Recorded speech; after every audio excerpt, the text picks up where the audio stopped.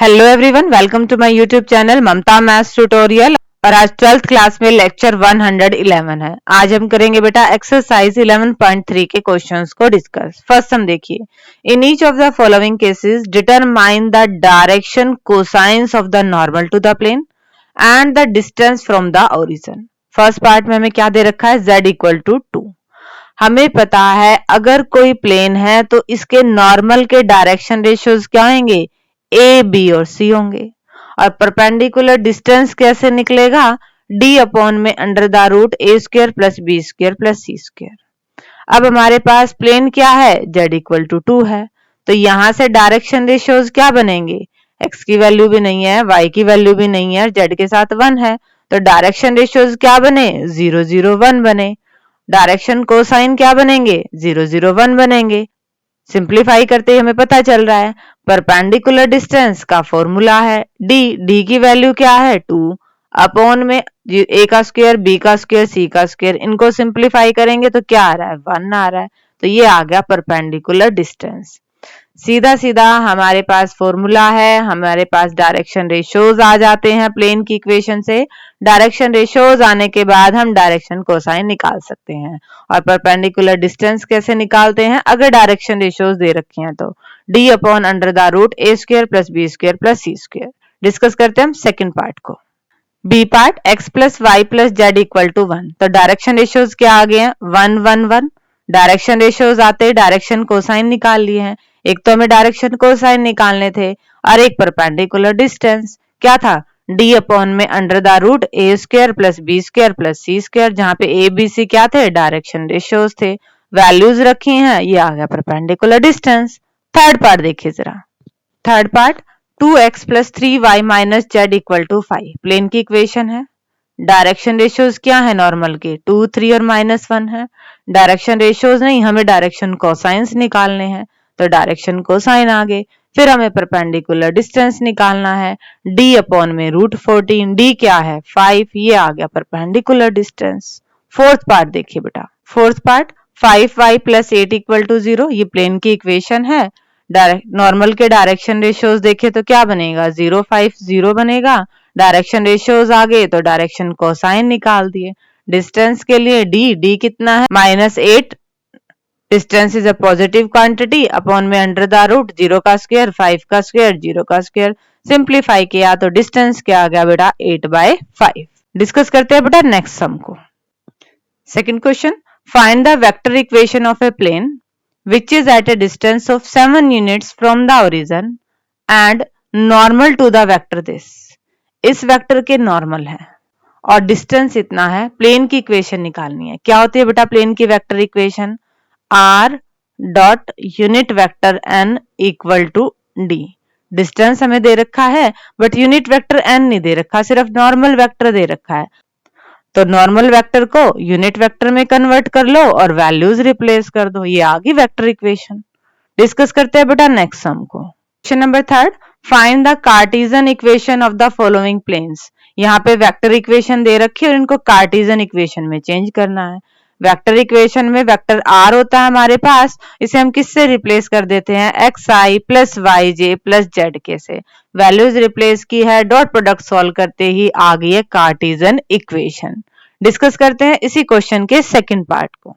B part r dot 2i plus 3j minus 4k equal to 1। Again ये vector equation है। Cartesian form के लिए vector r को किसमें चेंज कर देंगे बेटा, xi प्लस वाई जे प्लस जेड के में।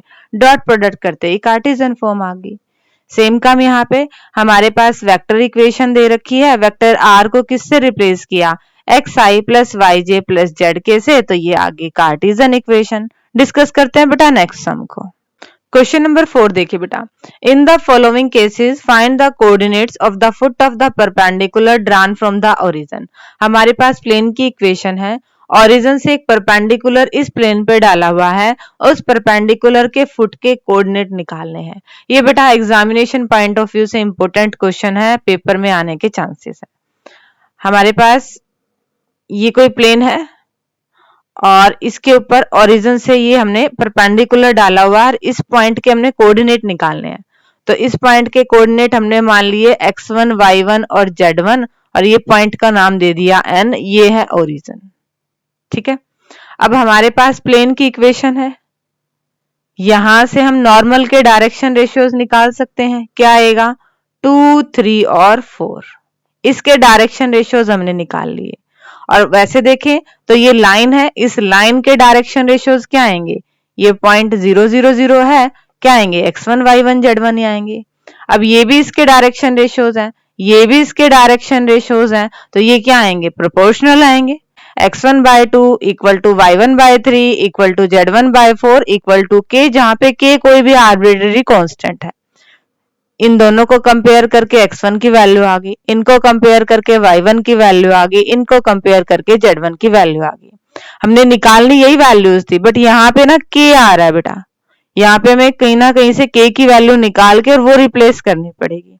अब k की वैल्यू कैसे आएगी? हम यूज करेंगे कि ये पॉइंट इस प्लेन पे है, तो ये पॉइंट प्लेन की इक्वेशन को सेटिस्फाई करेगा। 2x1 plus 3y1 plus 4z1 minus में 12 equal to 0। x1, y1, z1 की वैल्यू रखिए जरा, 4k, y1 की रखेंगे तो 9k, 16k माइनस में 12 इक्वल टू 0। इनको जोड़ दो, 9 और 4 13, 29k इक्वल टू 12 और k की वैल्यू क्या आ गई बेटा? 12 अपॉन में 29। यहाँ पे k की वैल्यू रिप्लेस कर देना, हमें मिल जाएगी x1, y1, z1 की वैल्यू, और वही कोऑर्डिनेट्स हमें निकालने थे। डिस्कस करते हैं अब इसी क्वेश्चन के नेक्स्ट पार्ट को। B part, 3y plus 4z minus 6 equal to 0। हम जो पॉइंट माना परपेंडिकुलर का फुट था, उसके कोऑर्डिनेट क्या ले लिए? x1, y1, z1 ले लिए। प्लेन हमें दिख रहा है, प्लेन के नॉर्मल के डायरेक्शन रेशियोज हमें मिल गए, और ON के डायरेक्शन रेशियोज भी क्या है? x1, y1, z1 है, क्योंकि एक पॉइंट ओरिजिन हो गया और एक पॉइंट x1, y1, z1 हो गया। सेम ही लाइन के डायरेक्शन रेशियोज हैं तो प्रोपोर्शनल है, किसी k के बराबर मान लिए। यहाँ से x1, y1 और z1 की वैल्यू आ गई, बट k की फॉर्म में आ गई। अब ये पॉइंट जो है इस प्लेन पे लाई कर रहा है, मतलब प्लेन की इक्वेशन को सेटिस्फाई करेगा। यहाँ से सिंप्लीफाई करते ही k की वैल्यू आ गई, k की वैल्यू को यहाँ रखा तो हमें क्या मिला? कोऑर्डिनेट्स मिले, और यही कोऑर्डिनेट हमें निकालने थे। ठीक है बेटा, डिस्कस करते हैं नेक्स्ट पार्ट को। Part C, x plus Y plus Z equal to 1। हमने उसी पॉइंट के कोऑर्डिनेट क्या मान लिए हैं? x1, y1, z1 मान लिए हैं। इस प्लेन से हमें मिल रहे हैं नॉर्मल के डायरेक्शन रेशियोज, ये है लाइन के डायरेक्शन रेशियोज, प्रोपोर्शनल है आपस में। x1, y1, z1 की वैल्यू आ गई है, बट k की फॉर्म में आई है। ये पॉइंट उस प्लेन पे है तो प्लेन को सेटिस्फाई करेगा। इनकी वैल्यूज रिप्लेस करी तो k की वैल्यू आ गई, k की वैल्यू वापस रखते ही हमें मिल गए जो परपेंडिकुलर का फुट था ना, उसके कोऑर्डिनेट। सेम प्रोसीजर हम कर रहे हैं, डिस्कस करते हैं इसी क्वेश्चन के अब नेक्स्ट पार्ट को।